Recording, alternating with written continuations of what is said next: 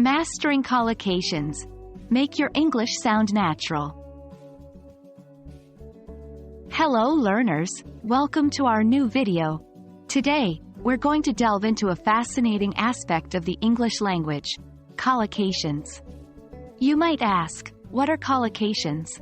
Collocations are combinations of words that often go together and sound right to native English speakers. Understanding and using these collocations correctly can take your English from good to great, making you sound more natural and fluent.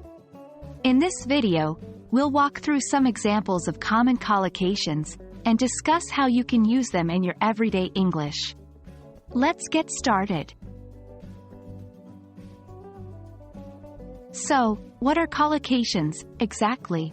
They're simply words that tend to be used together regularly. For instance, we say, take a shower, rather than, do a shower, and, make a decision, instead of, do a decision. Even though, do, and, make, can have similar meanings, when it comes to these phrases, one just sounds more, right, than the other. That's collocation at work. It's these little details that can make your English sound more natural and fluent. Now let's get into some examples of common collocations. Remember, the more you use these, the more fluent you'll sound. 1. Bitterly cold. When it's more than just cold, it's bitterly cold. 2. Deeply regret. When you regret something a lot, you deeply regret it. 3.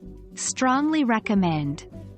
If you think someone absolutely should do something, you strongly recommend it. 4. Fully aware. If you completely understand something, you're fully aware of it. 5. Broadly speaking. When you're speaking generally about something, you say, broadly speaking.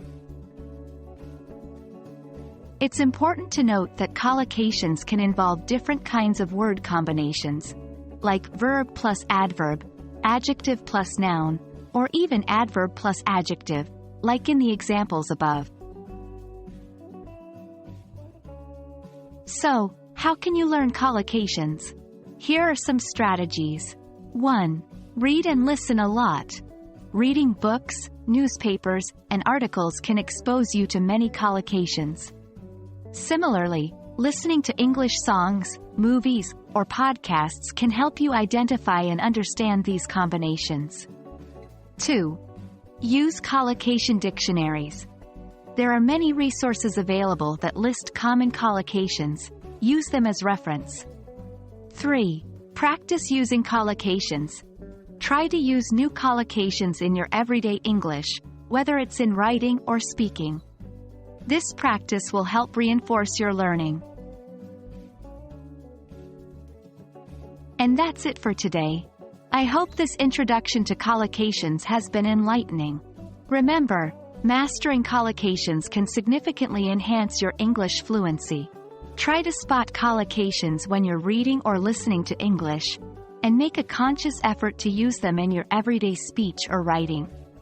Thank you for watching and keep practicing. Until next time, happy learning!